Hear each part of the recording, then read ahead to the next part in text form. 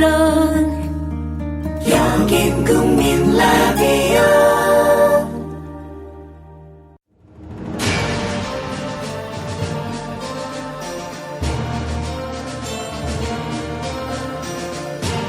총선 특집 물뚝심송의 정당사.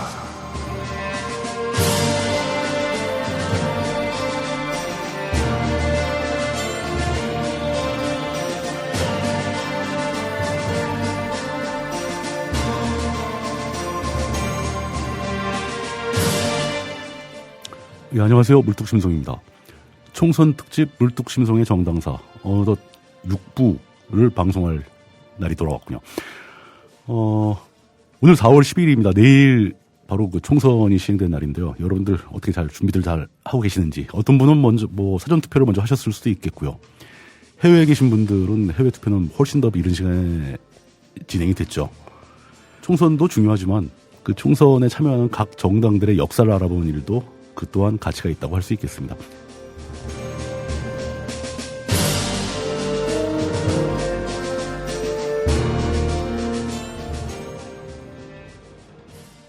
네, 오늘도 미디어 협동조합 조합원 홍승아님과 함께하고 있습니다. 안녕하세요. 네, 안녕하세요. 네. 벌써 6부예요. 정말 숨가쁘게 달려왔네요. 근데 은근슬쩍 원래 6부작 하겠다고 하더니 7부로 들어왔어요. 제가 중간에 너무 질문을 많이 해서 그런가 싶기도 하고. 전혀 그런 거 아니고요. 네. 예, 그 내용을 고르다 보니까 뭐 어쩔 수 없이 청취자분들께서는 한 번이라도 더 늘어나면 더 좋아하지 않을까 하는 헛된 망상을 한번 해봅니다. 물뚱님이 이거 준비하시느냐고 한 5년은 더 늙으신 것 같아요.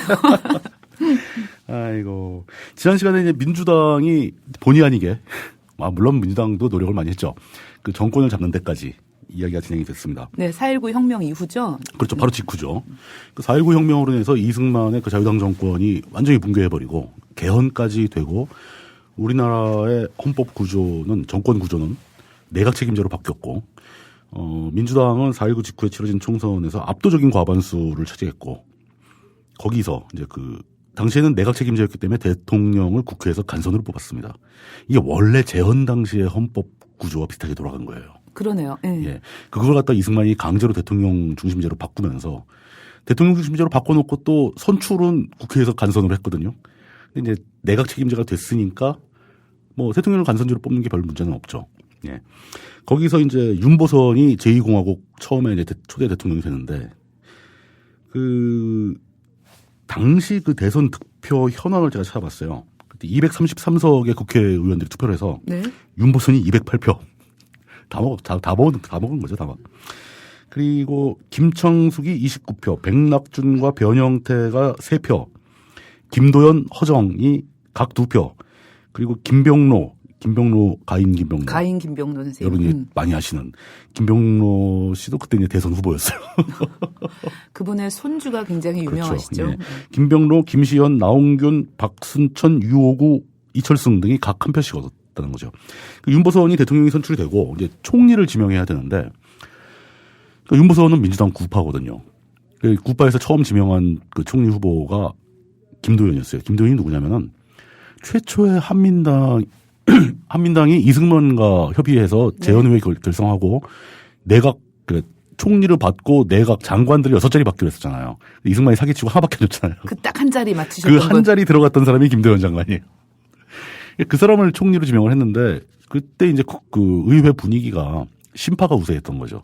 부결되는 겁니다. 장면을 해야죠. 그러니까 결국 이제 심파의 장면을 선출하게 된 장면으로 이제 몰려갔는데 이미 이때 이제 구파 심파 간의 알력이 많이 있었던 겁니다. 4.19 직후에도. 내각제였기 때문에 사실은 대통령보다 총리, 즉 수상의 역할이죠. 총리였던 장면의 권한이 훨씬 더 셌고 내각 구성도 다 장면의 권한이었고 그러면서 정권은 윤보선 정권이 아니고 장면 정권이라고 부르는 게 맞다. 그래서 둘이 더 사이가 안 좋았었을까요? 그러니까 윤보선 입장에서는 뭔가 좀 억울했을 수도 있죠. 자존심이 조금.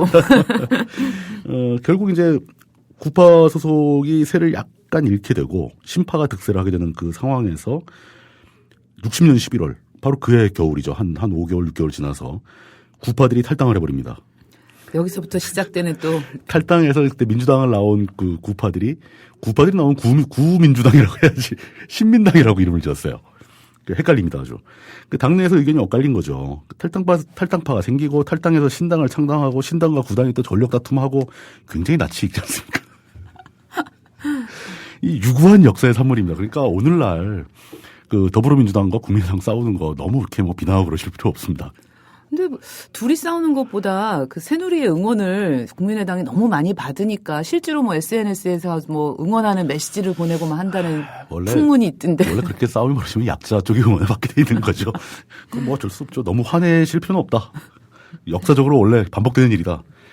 앞으로는 그러지 않았으면 좋겠는데 뭐 어쨌든 간에 공화당 계열은 막강한 독재적 권력하에 움직이던 정당이니까 뭐 항명이라고 해봐야 그냥 애들 장난하는 수준의 항명이었고 그랬지만 민주당 계열은 그런 막강한 권력이라는 게 없는 거예요. 그러니까 자발적이고 스스로 선택한 사상적으로 맺어진 동지들일 뿐이지 언제든지 의견이 틀리면은 분당도 가능하고 짐 싸들고 나가는 게 가능한 그런 거죠.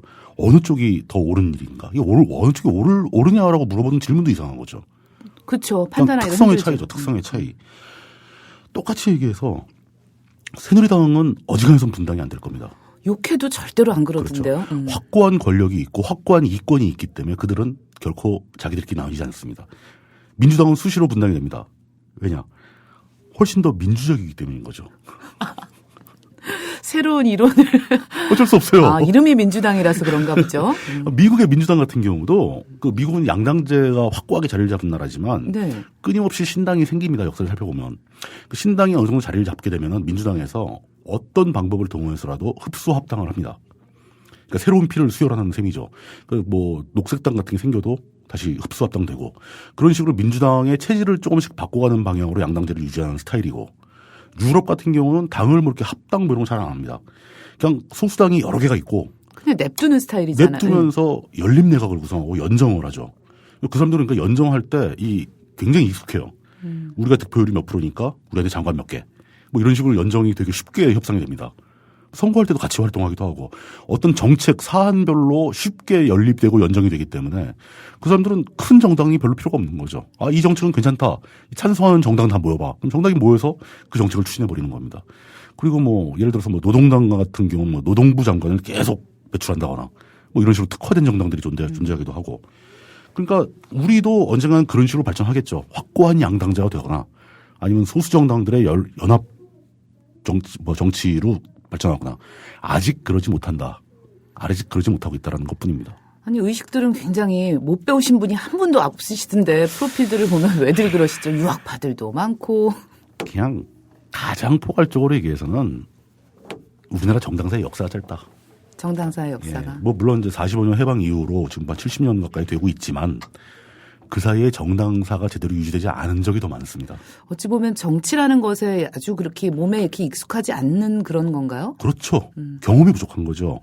왜냐? 뭐 좀 해보려고 그러면 꼭 강력한 독재 정권이 나타나가지고 정치를 무력화시켜버리는 겁니다. 그렇죠. 사실 자유당 시대도 마찬가지, 박정희 정권 마찬가지, 유신 정권 마찬가지, 전두환 정권 마찬가지. 제대로 된 정당들은 없었다고 봐야 되는 거거든요. 정당들끼리 어떤 공정한 투표를 통해서 정권을 다투고 이랬던 경험은 아주 근래 들어서 몇 년밖에 없는 거예요. 우리는 정당 정치에 대한 경험이 아직 부족하다라고 얘기할 수 있겠죠. 핑계입니다. 핑계. 아, 그걸로 모든 것이 다 해결이 되네요. 마치 외로워서 그래 이걸로 다 해결되는 좀 것처럼. 진득하게 버텨야죠. 뭐 좀 더 발전하길 기대하고 솔직히 유럽이 그렇게 소수 정당들의 연정이 일반화되고 막 이러는 거에 짧으면 100년 길면 200년씩 걸렸거든요. 그럼요. 예, 그 사람들 뭐 이렇게 그 사람들이 똑똑해서 그러는 거 아니에요. 그 사람들 오래 해봐서 그런 거지. 우리도 시간이 더 지나면 더 잘 될 거라고 희망적으로 생각을 합니다. 네, 청취자 여러분 기다리시랍니다. 물뚱님이. 그러다 늙어 죽겠네요. 그러다가 이제 그렇게 뭐 신민당으로 갈라지고 해봐야 또 몇 달 있다가 61년도에 바로 이제 군사 쿠데타가 벌어지죠. 뭐 민주당이고 신민당이고 다 없어져 버립니다. 한 번에 끊어 다 집으로 가야 돼요. 집에 가세요. 그리고 끝나는 거죠. 정당사는 다시 한번 끊어져 버립니다. 야당이 사라져 버리는 거죠. 박정희가 쿠를 일으키고 이제 그 군사혁명위원회를 만들었다가 국가재건 최고회의를 만들었다가 다시 공화당을 설정하는 그 시기 동안 정당 정치는 완전히 실종됩니다. 뭐 정치금지법 뭐 이런 걸 해가지고 완전히 정치를 스톱시켰으니까 어쩔 수가 없겠죠. 그러다 이제 63년도에 그 뭐 재건당이 창당되고 민주공화당이 만들어지면서 자기들만 만들 수는 없으니까 야당 정치인도 이제 정치 활동을 재개해도 된다라고 풀어줬겠죠. 그때 생긴 정당 이름이 민정당입니다.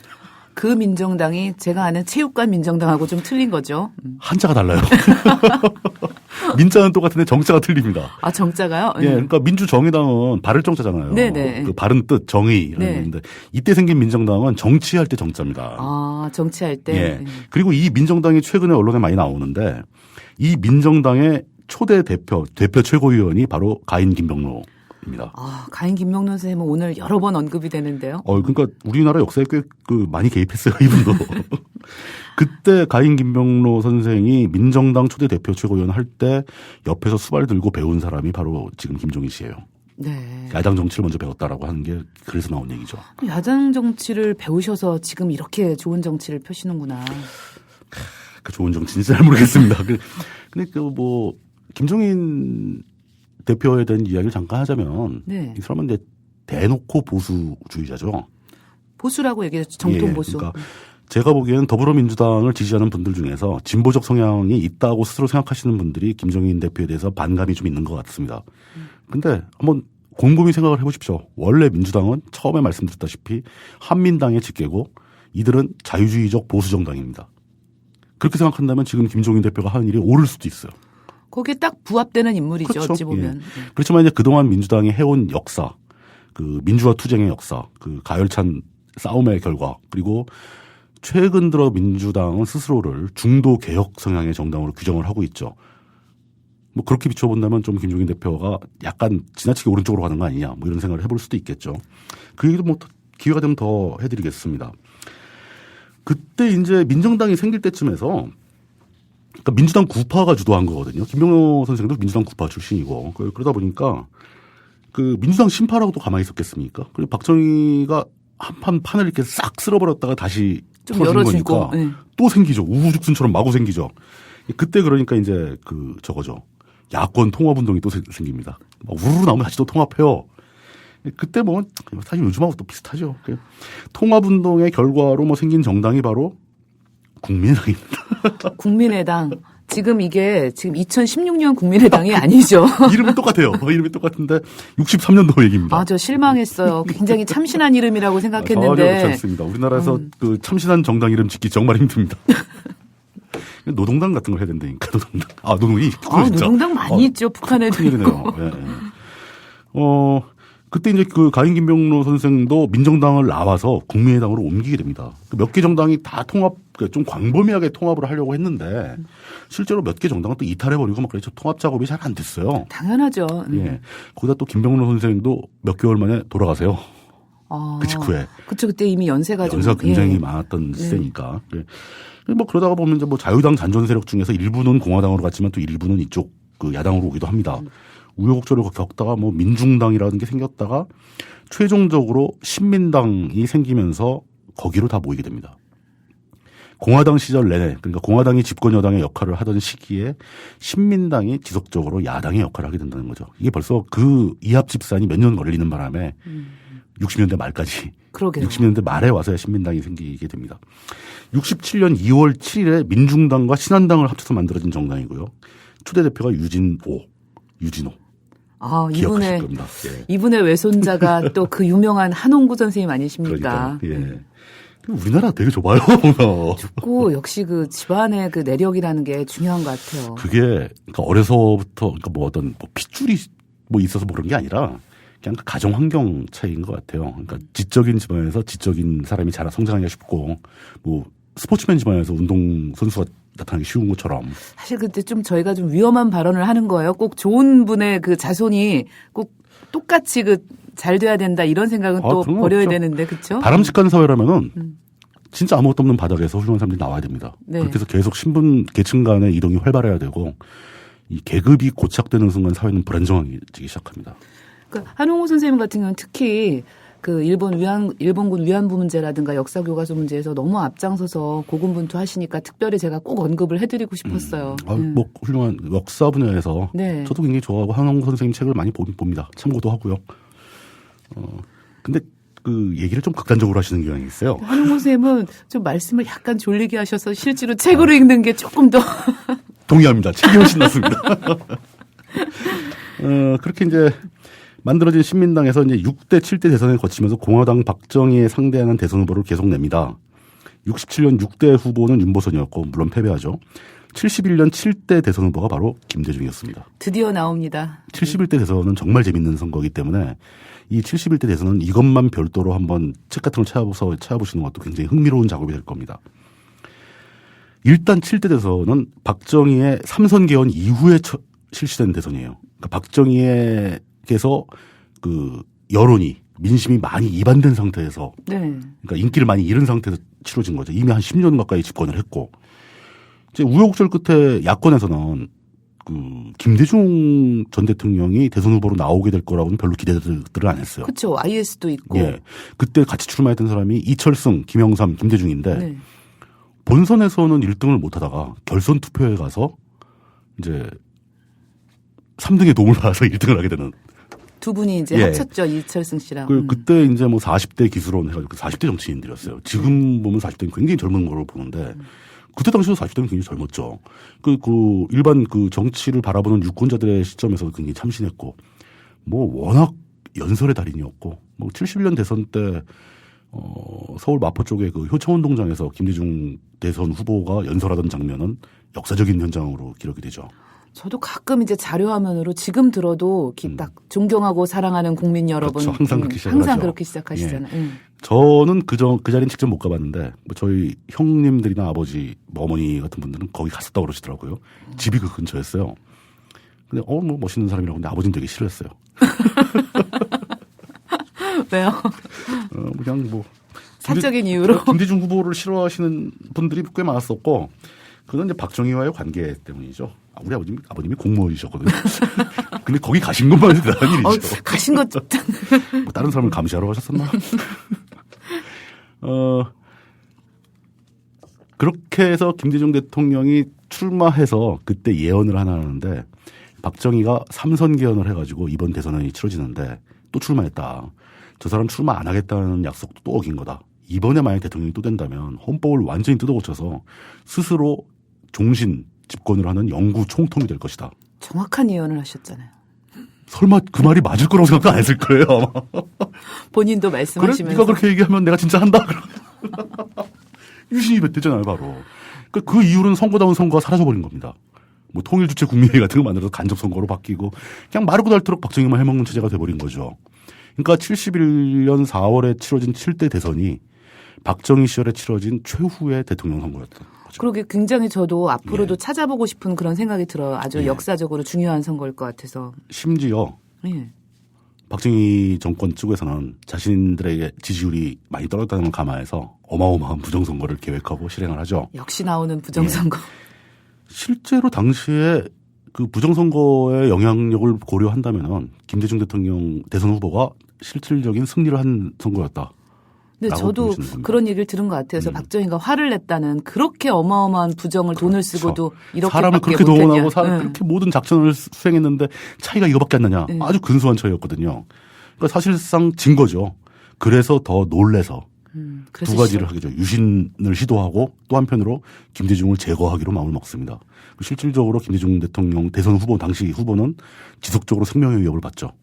그때 뭐 이제 뭐 트럭으로 들이받아서 뭐 다리를 못 쓰게 된다거나 아니면 뭐 일본에 갔다 납치돼가지고 현해탄 바다에 빠질 뻔한다거나. 그건 뭐 다 있었던 역사적 실제로 있었던 사실들이니까 그 김대중 대통령의 어떤 그 탄압을 받은 역사는 파란만장하게 전개가 됩니다.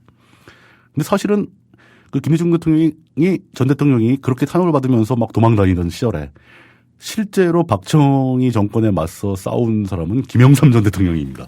네. 둘의 콤비 플레이가 참 대단해요, 역사적으로도. 안팎으로. 예. 네. 국내에 남아서 유신 시대를 거치면서 내내 신민당을 이끈 주도적인 인물이 됐고, 그 20대 젊은 정치인이 성장을 해서, 저는 이런 표현을 그 돌아가신 분한테 해도 될지 모르겠지만, 한국 개그사의 한 획을 이끈 대통령으로서. 근데 그것도 사실이잖아요, 솔직히 말해서. 뭐랄까, 굉장히 개성이 강한 분이다라고 점잖게 표현을 하기로 하죠. 네, 개성이 강하시죠. 네, 개성이 강하다. 그 막판에 삼당합당을 해가지고 이제 아주 그동안 세웠던 모든 공로가 다 일거에 근데 그것도 정말 그동안 야당 운동을 이승만, 박정희에 맞서 싸웠던 사람으로서는 굉장히 하기 힘든 결정이었을 것 같아요. 뭐랄까 좀 자기중심적인 데가 있어요. 내가 정권을 잡아야 모든 게 해결된다라고 생각하시는 것 같고 실제로 정권 잡은 다음에 뭐 막판에 지지율이 바닥으로 쳤다고 하지만 뭐 금융실명제라든가 또 그 군부 하나의 해체. 쿠데타를 근본적으로 뿌리를 꺾어버리는 하나의 해체 같은 거 이거 정상적인 정치는 못하는 일이거든요. 그러니까 YS 아니면 못했을 예, 거다. 진짜 밀어붙이지. 누가 봐도 그건 아무나 못하는 일이다라고 생각하는 걸 그냥 어느 날 갑자기 아침에 해버립니다. 초반에는 저도 기억나는데 굉장히 인기가 높았던 것 같아요. 역대 최고의 뭐 97%인가 그 국정수행 국정 지지율이 만족도. 나왔어요. 모든 사람이 지지하는 겁니다. 물론 이제 기나긴 군부 독재가 끝나던 시점이었고 그 최초의 문민 정부. 정부였었고 그거에 대한 기대감이 그렇게 높았던 거겠죠. 71년 5월에는 이제 그 7대 대선에 이어서 바로 8대 총선이 벌어지는데 그 신민당이 이때 활발하게 약진을 하면서 204석 중에서 89석, 그 44%를 점유하게 됩니다. 의석을. 박정희는 이것도 굉장히 기분이 나빴겠죠. 네. 야, 니들이 어떻게 44%씩이나 먹냐. 안 되겠다, 유신해야지. 이렇게 된 거예요. 화끈하게 그냥, 에휴, 뭐 정치고 뭐고 뭐 남의 눈치 볼 거 뭐 있냐, 그냥 유신하자. 그러면서 준비를 했죠. 이때 뭐 많은 사람이 참여를 하죠. 그리고 유신 시대에 동조했느냐 반대했느냐가 그 이후에 많은 정치인들을 구분하는 선이 되기도 했고. 네네. 예. 그렇게 해서 그 유신 시대의 김영삼 대통령은 그 이후에 삼당 합당하고 뭐 정권을 잡고 막 이런 시절과 전혀 다르게 진짜 뭐랄까 화끈한 투사의 이미지. 아주 맹렬한. 예. 싸움을 전혀 두려워하지 않고 자기 생명을 아까워하지 않는 그리고 그 어떤 투쟁가들이 모인 투쟁의 정당으로서의 한국 야당의 이미지를 선명하게 부각시키고 대단한 투사였어요. 네. 민주화 투쟁의 선봉에 서 있었다. 그리고 그 김영삼이 이끄는 신민당이 쌓아온 민주화 투쟁의 역사가 오늘날 야당의 존재 가치를 담보해줬다. 그걸 흔히 저희가 야성이라고 말하는 야성이라고 그런 하죠. 거죠. 지금 없잖아요. 없죠. 어떻게 하겠어요. 뭐 독재가 끝났기 때문에 없어질 수밖에 없다라고 볼 수도 있지만 뭐 지금 뭐 별로 다르지 않잖아요. 지금은 더 어이없는 그런 세상이죠. 어찌 보면은. 뭐 그렇습니다. 근데 진짜 유신 시대의 김영삼 대통령의 활약상을 보면은 김대중 전 대통령이 당시 야당에서 활동을 했다 하더라도 그렇게까지 못했을 것 같다라는 생각이 들기도 합니다. 김영삼 대통령이 어느 정도로 막 활동을 그러니까 대차게 했냐면은 그러니까 끊임없이 중앙정보에서는 김영삼을 어떻게 좀 해보려고. 그때 당시 김영욱이었죠. 김영욱. 네. 예. 그 김영삼 전 대통령은 그 유신 정권 시절에 국내에서 유신 정권 바로 직전이죠. 69년은 6월이니까 그 시민당 원내총무였던 시절인데 김영삼이 삼선개헌을 하도 반대라니까 또 나왔다. 이거 진짜 삼선 짬뽕 이번. 물뚱님 삼선 슬리퍼 신고 계시나 봐야 돼. 국회에서 활동 연설하고 막 그 집에 돌아가던 김영삼 당시 신민당 원내총무의 차량을 괴한들이 막아 세웁니다. 그리고 뒤쪽으로 돌아와서 그 김영삼 원내총무가 타고 있던 자리에 문을 열려고 시도하죠. 문이 잠겨 있었고 문이 안 열리니까 뭐 품에서 무슨 병을 꺼내서 차에다 던집니다. 그 병이 깨지면서 차에 액체가 흘러내렸는데 그 금속 부분이 부식되고 페인트가 벗겨지고 이렇게 우글우글해질 정도로 부식이 되더라. 그리고 그게 바닥에 떨어졌는데 아스팔트까지 부식이 될 정도로 강한 산성 액체였다. 그 당시 언론 뭐 경향신문이나 이런데 초산이라고 보도가 됐는데 네. 그 초산은 요즘 명칭으로 정식으로 질산입니다. 질산. 상당히 위험한 거죠. 그만 실제 피부에 닿았다가는 굉장히 큰 손상을 입을 수 있는. 근데 더 놀라운 것은 그렇게 테러를 당하고 그 다음날 국회에 또 가요. 그래서 연설을 합니다. 그러면서 다음날 국회에서 전혀 굴복하지 않고 어디로 몸을 피하거나 뭐 놀라거나 아니면 뭐 법적인 조치를 하거나 그러지 않고 당당하게 박정희 정권이 자신을 죽이려고 한다라고 주장을 하면서 겁도 안 먹고 이 독재 국가를 끌고 가는 것이 바로 중앙정보부이며 그 책임자 김영욱은 민족 반역자이다 라고 했답니다. 근데 저는 약간 이제 의아한 게 자기를 죽이려고 했는데 왜 민족 반역자가 되는 겁니까? 민족의 지도자가 되실 사람을 죽이려고 했으니까 민족 반역자가 됐다는 자신을 논리시겠죠. 거의 민족과 동급으로 올려놓는 대단한 분이세요. 네. 김영삼다운 멘트네요. 정말. 더 김영삼다운 멘트는 그 다음에 나오죠. 2006년도에 박근혜 현직 대통령 당시 그 한나라당 대표가 그 괴한으로부터 이제 커터칼 테러를 당합니다. 네, 얼굴에. 얼굴을 예. 칼로 베는 상처를 입게 되죠. 그 병원에 위문 가서 나도 박정희 정권 시절 초산 테러를 당했었는데 병문안용 멘트가 이거는 완전히 대놓고 디스한 거죠. 근데 이분이 저는 의심스러운 게 실제로 박근혜 대통령 그 당시 그 한나라당 대표한테 공격을 하려고 이런 말을 한 것 같진 않아요. 그냥 아무 생각이 없이 멘트. 떠오르는 대로 얘기를 한 것 같아요. 아, 대단한 분입니다, 아주. 그렇게 이제 싸우던 신민당이 또 한 방에 없어져 버리죠. 왜냐? 박정희 암살이 벌어지고 그때 이제 서울에 봄이 왔다. 그래서 이제 각 야당들이 활기차게 활동을 시작하려고 하다가 그 전두환 신군부가 112를 통해서 다시 한번 또 군사 쿠데타를 일으키는 바람에 모든 야당이 또 다 없어져 버립니다. 정당 해산을. 정당이 다 해산돼 버리는 거죠. 그러면서 그때 공화당을 잇는 민정당을 만들고 민정당을 상대할 꼭두각시 야당, 관제 야당, 민한당을 설립을 합니다. 이 설립하는데 역시 중정의 후신인 안기부가 역할을 하게 되죠. 그렇죠. 예. 그러니까 약간 좀 정치가 수상한 사람들 다 모아놓고 야당에 타이틀을 주는 거죠. 그래도 구색은 맞추려고 했다는 게 또 저희가 항상 하는. 그러니까 이게 약간 버전업된 거예요. 박정희 때는 공화당만 설립한 다음에 야당들은 내비뒀거든요. 그러니까 야당들이 막 시민당 만들어 덤비잖아요. 그러니까 안 되겠어. 이 야당도 내가 만들어야 되겠어. 이렇게 된 업그레이드. 거죠. 업그레이드 된 거죠. 그렇게 만들어진 민한당은 제가 아무리 검토를 해봐도 민주당의 역사의 흐름에 끼워줄 만한 정당은 아니었어요.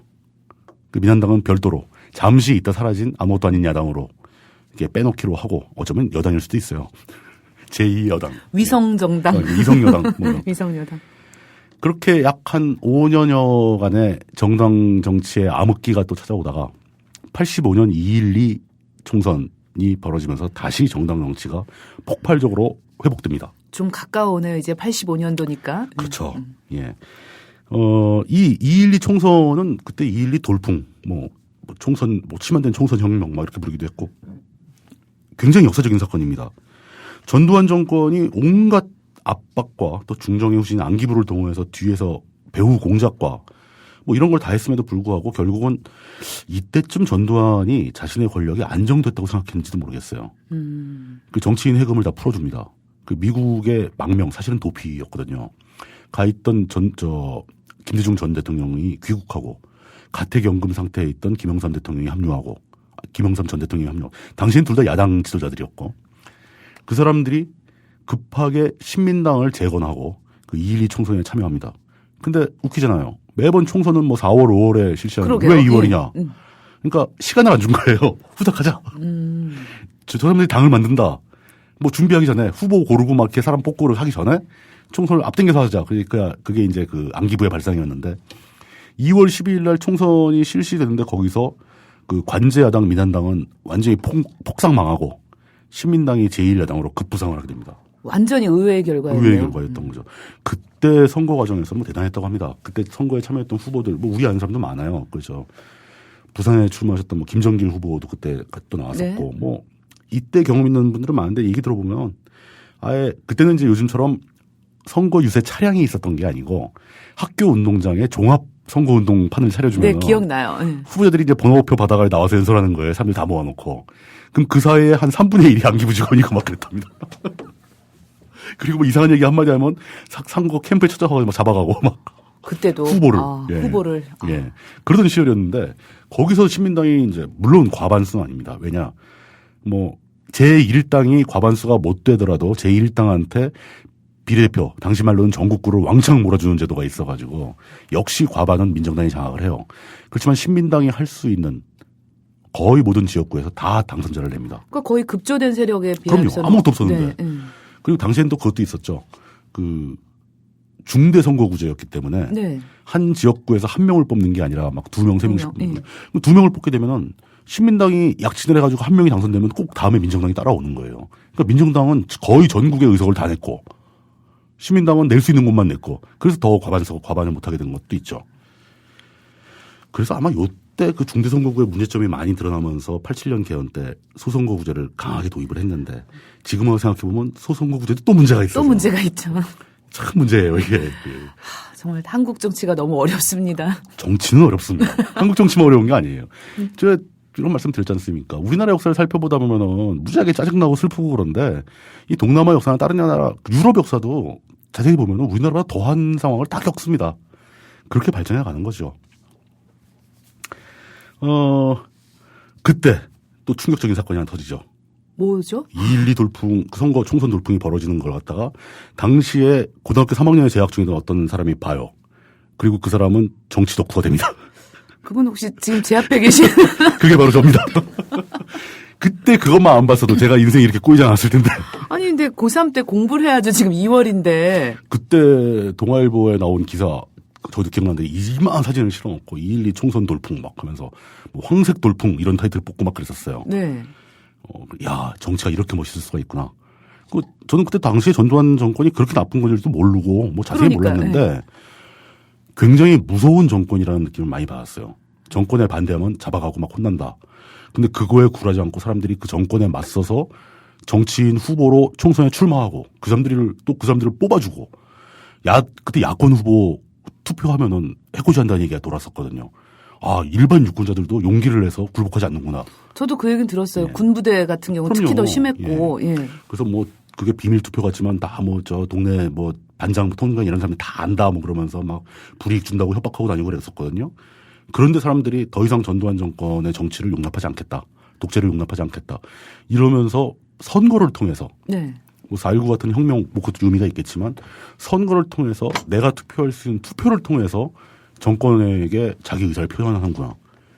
정치가 이렇게 멋있는 거구나. 아니 진짜 고3이 그런 생각을 하셨단 말이에요? 예, 고3 때 저는 그걸 보고 굉장히 충격을 받았습니다.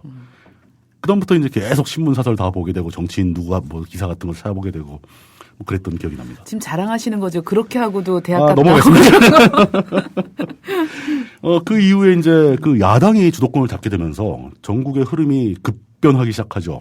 그래서 학생 운동권들이 총출동을 하게 되고 결국 87년 6월 항쟁으로 이어지게 됩니다. 전두환은 이제 뒤로 물러서고 노태우가 이제 항복을 하는 척을 하죠. 그때 이제 뭐 6.29 선언을 했다고 그러는 사람들 다 속이구 선언이라고 부르기도 하고 그랬던 그때 뭐 노가리라고 부르고. 대머리 노가리 뭐 이런 거 많이. 근데 저는 그렇게 약간 좀 비속한 말은 안 썼으면 좋겠어요. 그냥 두 발이 없다 정도로 하면 되지. 굳이 대머리라고. 예.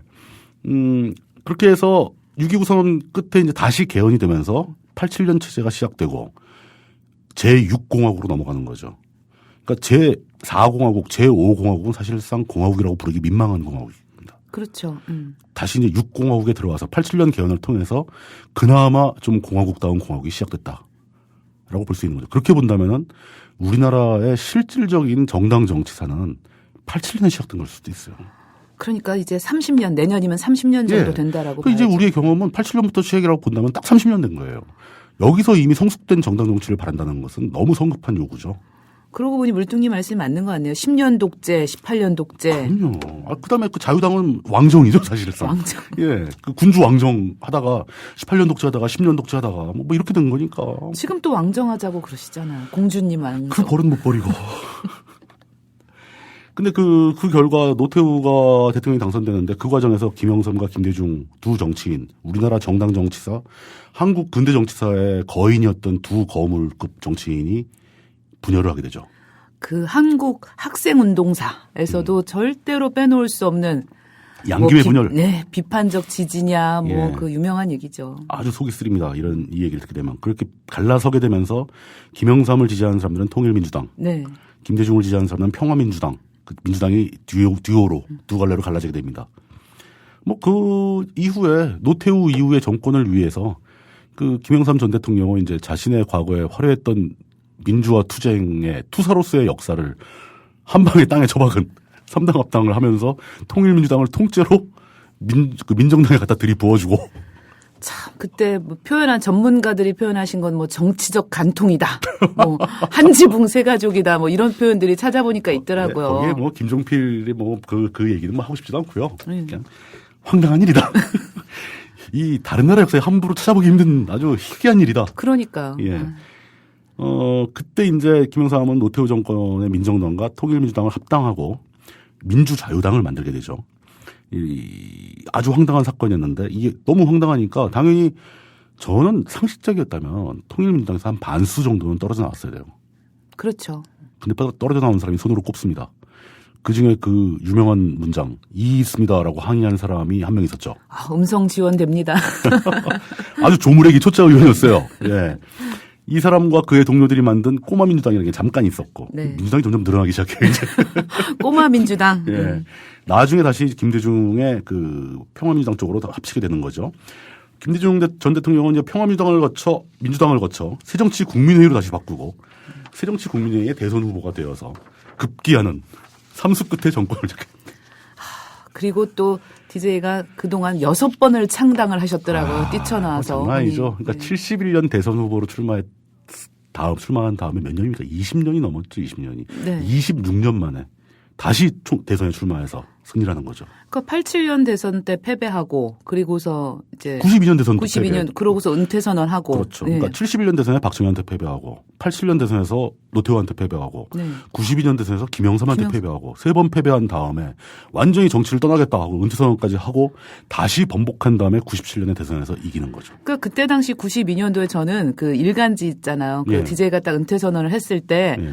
뭐 갑자기 뭐 엄청나게 좋은 기사로 한국 민주화 역사의 한 획을 그은 인물 뭐 이런 식으로 아주 좋은 기사들만 이렇게 써줬던 기억이 나더라고요. 원래 떠나는 사람한테는 선물을 주는 법인데 그때 상당히 많은 사람은 돌아올 거라고 생각했어요. 근데 그때가 참 저도 많이 아쉬웠던 순간이에요. 근데 아니 그럼요.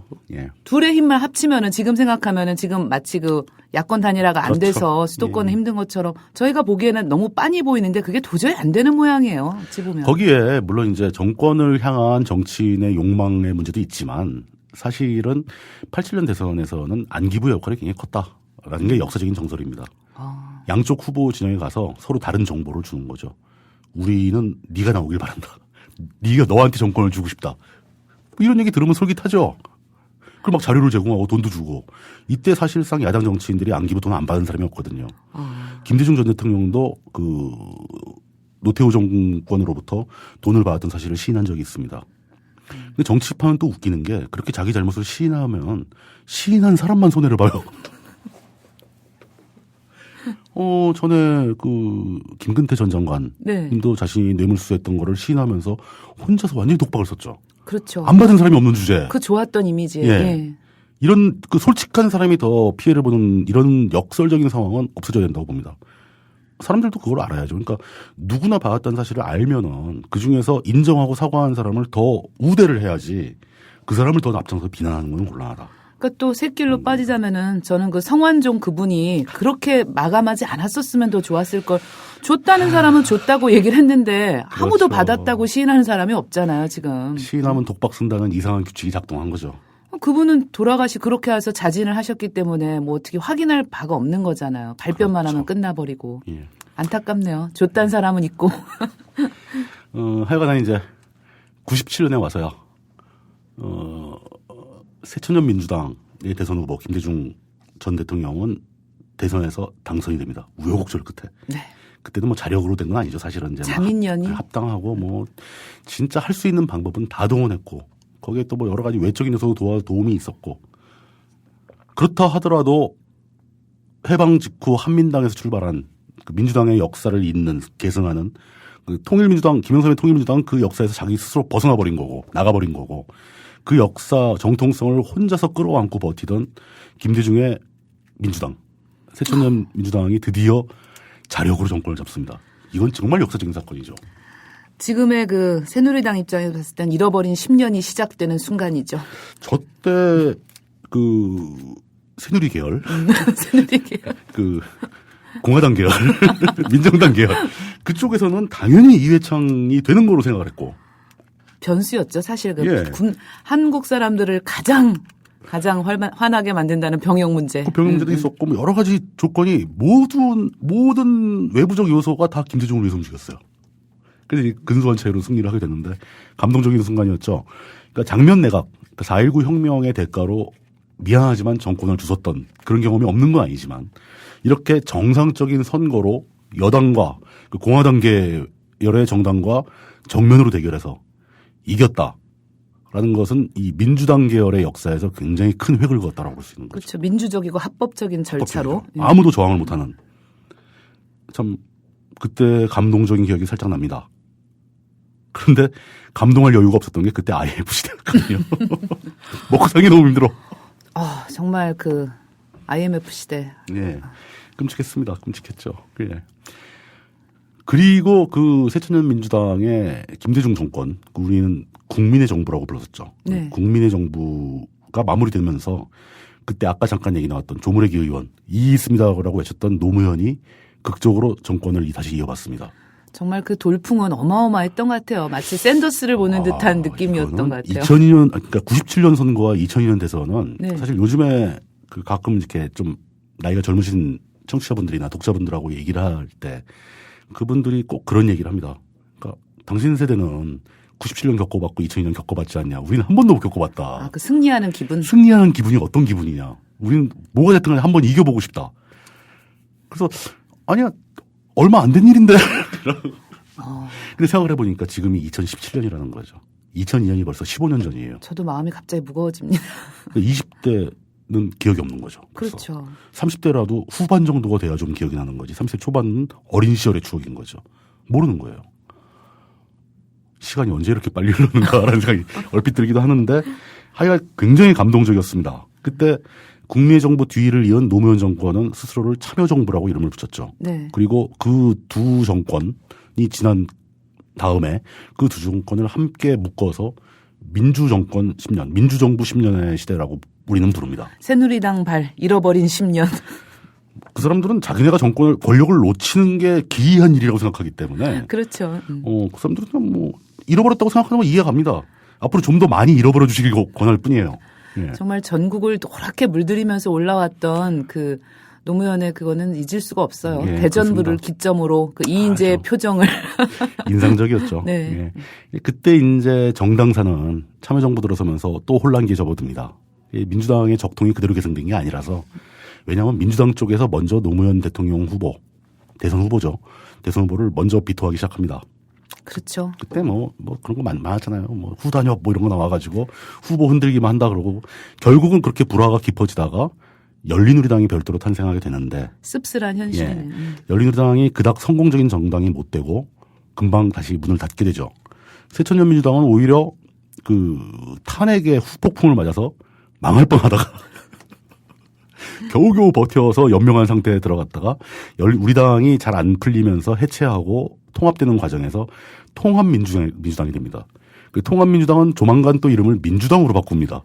그리고 그 다음에 민주당은 이름을 민주통합당으로 바꿉니다. 글쎄 이렇게 많이 바뀌었는지 처음 알았어요. 그리고 민주통합당 이후에 다시 또 민주당이 됩니다. 그러다가 그 민주당이 되었다가 새롭게 떠오른 신인 정치인, 그러니까 엘리트 전문인 출신의 안철수라는 신인 정치인을 받아들이면서 새정치민주연합이 됩니다. 그러다 안철수 의원이 다시 또 국민의당으로 갈라져 나가면서 더불어민주당이 몇 년 되지도 않았어요. 읽기도 힘드셨을까요? 헷갈릴까봐 다 써왔어요, 여기. 그 안철수 의원에 대해서는 제가 그때 납꼼수를 들었을 때 그때 그 김용욱 선생님이 나오셔서 그런 말씀을 하셨어요. 이 안철수는 세계 정치 사상 유례를 찾을 수 없다. 그러니까 어떤 전문 정치인이 아니었잖아요. 그렇죠. 국민의 염원을 통해서 정치판으로 불러들인 이런 경우는 세계 정치사를 찾아볼 수 없다. 그래서 굉장히 아주 새롭게 자기는 보고 계시다. 그러면서 이제 이런저런 것들에 대해서 기대감을 하셨는데 그렇다고 쳤을 때 지금에 보이는 행보, 뭐 끊었던 술을 마시고 괴로움을 물론 언론에서 그런 것만 하겠지만 술은 먹을 수 있죠. 왜 술 마시는 거지 그러세요? 아니요, 근데 그런 것들만 기사화되는 그런 거 있잖아요. 이제 정치인으로서의 어떤 가장 기본적인 건데 좀 다른 것들이 아니라 이제 지금 무슨 뭐 삐침 뭔가 좀 안 좋은 쪽의 아이콘이 돼버렸잖아요. 정치판에서는. 근데 혹시 그거를 염두에 두십니까? 지금 총선이 내일이거든요. 네. 이런 발언 위험합니다. 아니요. 반드시 그런 정치판을 보지 않기 위해서라도 가서 찍으시란 얘기죠, 제 말은. 그렇죠. 그러니까 그 각자의 선택하에. 네. 저희는 뭐 이렇게 특정 정치인을 비난하고 싶지 않아요. 특정 정치인을 칭찬하고 싶지 않아요. 자, 어쨌든 간에 더불어민주당까지 오게 되면서 이게 바로 오늘날까지의 한민당에서 시작되어 더불어민주당까지 내려온 민주당의 역사입니다. 힘들죠. 아니. 오늘날의 민주당, 더불어민주당의 정체성에 대해서 한번 생각을 해보자면은 약간 혼란스럽습니다. 진보정당 아닌 것 같죠? 아니죠, 그거는. 민주화 정당. 이건 민주당의 역사는 민주화의 역사입니다. 민주화 네. 투쟁의 역사입니다. 그건 그렇지만 인정하시죠. 인정하지만 오늘날의 더불어민주당이 민주화 투쟁을 하는 것이냐? 그건 아니잖아요. 네. 예. 운동권 정당. 운동권을 최초로 가장 많이 빨아들인 정권은 김대중 전 대통령이었어요. 제야 운동권 세력을 가장 많이 흡수했죠. 그때도 김대중 대통령의 그 새천년 민주당을 운동권 정당이라고 부른 적은 없어요. 네. 지금은 오히려 그때부터 더 적습니다. 친노 정당? 이게 어떤 특정 돌아가신 분을 지지하는 그런 정당이라는 건 어불성설이죠. 그것도 안죠. 예. 그러니까 이런 표현들이 저는 다 어울리지 않는다고 보는 거예요. 스스로 민주당의 지금 현재 당대표는 이제 김종인 대표고 비대위 대표고 원래 당대표를 하시던 문재인 의원은 가끔 이제 그런 표현을 합니다. 더불어민주당은 중도 개혁을 표방하는 정당이다. 중도 개혁. 이것도 애매하죠. 개혁이면 개혁이지 중도 개혁은 또 뭡니까? 중도에 대한 목마름들이 많이 있었겠죠. 아무래도. 중앙을 잡기 위한 건데. 네. 그러면 거꾸로 생각해 보자는 거죠. 19대 총선 결과 민주당의 의석 점유율이 127석이었죠.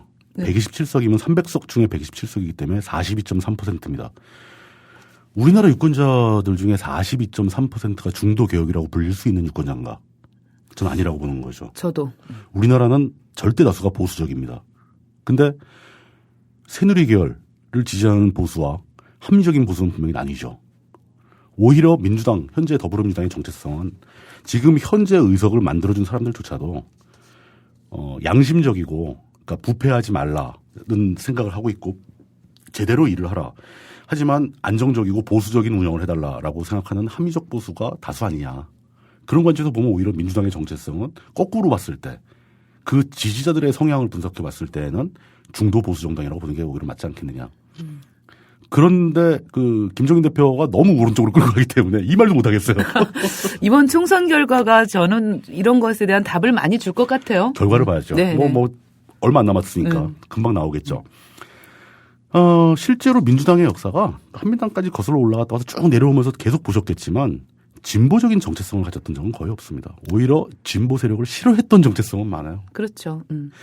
그 독재 권력에 맞서서 민주주의를 되찾기 위해 싸웠던 거 대단한 공로고 그거는 누구나 모두가 인정을 해야 됩니다. 훌륭한 일이었죠. 그거는 뭐 저도 엄청나게 칭송하고 싶어요.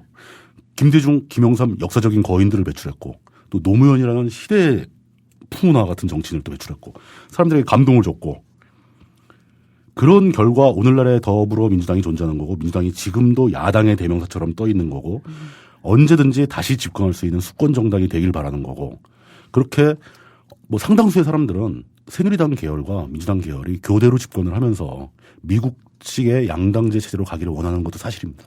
글쎄요, 맞는 말씀이시죠. 근데 예. 지금으로서는 많은 분들이 현실적으로 내일이 투표지만 그 민주당한테 실망을 한 거잖아요. 그 선거 때 보여준 여러 가지 모습으로. 그럼요. 예. 근데 뭐 새누리당이라고 뭐 실망한 사람 없겠어요?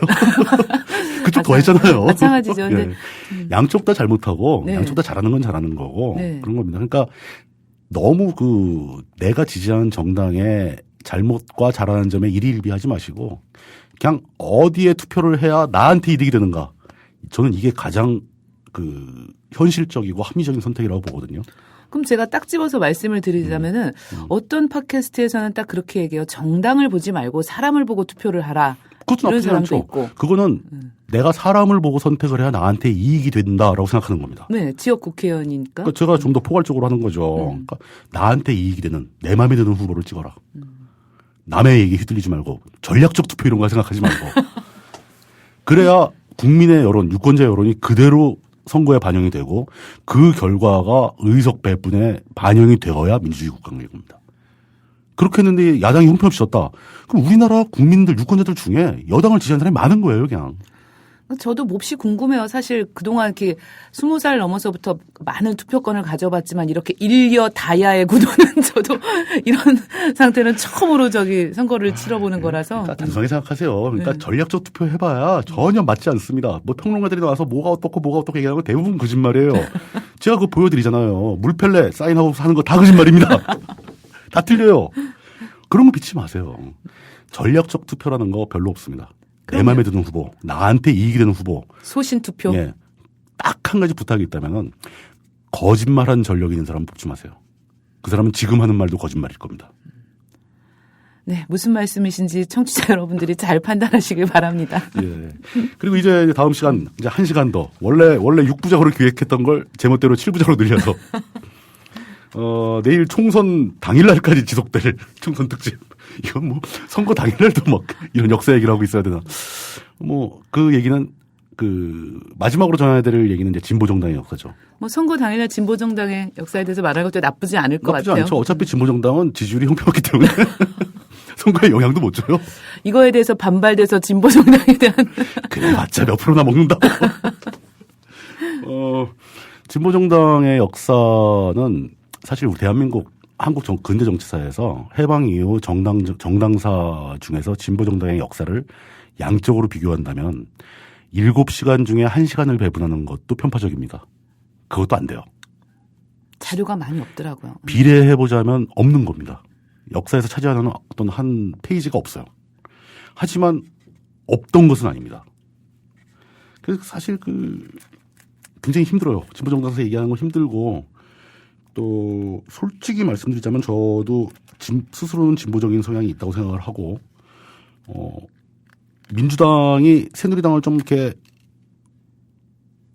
제어해 줄 수 있길 바라면서 뭐 그 가끔 투표를 하고 뭐 그렇게 하지만 이 진보 정당의 역사 이렇게 처참한 역사를 또 읊어야 된다는 생각을 하니까 마음이 좀 안 좋아요. 하지만 역사는 벌어진 있는 그대로 알아야 되는 거죠. 슬픈 역사라고 미화하고 이러면 우리는 아무것도 못 배우는 겁니다. 그 역사를 또 반복하게 될 겁니다. 저는 좀 숙연해져요. 왜냐하면 너무나 고생하셨던 분들의 그렇죠. 그런 일대기가 그냥 눈앞에 한 편의 영화처럼 이렇게 다가오기 때문에. 그렇게 따지면 공화당도 고생한 사람 많고 민주당도 고생한 사람 많아요. 저는 좀 종파주의적인 사람이라. 해방 이후에 암살당한 분들은 어떡하려고. 그러게요. 지금 엄청난 거물들이 다 암살당하고 막 그랬는데요. 솔직히 말하자면 이승만 대통령이라고 고생 안 했겠어요. 인간적으로 이해 안 되는 사람은 없잖아요. 그럼요. 저희가 다 네. 봤을 때. 그렇지만 역사는 좀 더 냉정한 접근을 필요로 하는 거고 네. 그분들에 대한 존경과 존중은 별도로 치고 벌어진 사실에 대한 정확한 기술은 또 기술대로 하는 게 맞다고 봅니다. 내일 이 시간에는 마지막 회, 그러니까 총선 특집 물뚝심송의 정당사 마지막 회 제7부 진보정당의 역사를 약속드리면서 오늘은 여기서 이만 헤어지겠습니다. 네. 수고하셨습니다. 네, 고생하셨습니다. 감사합니다.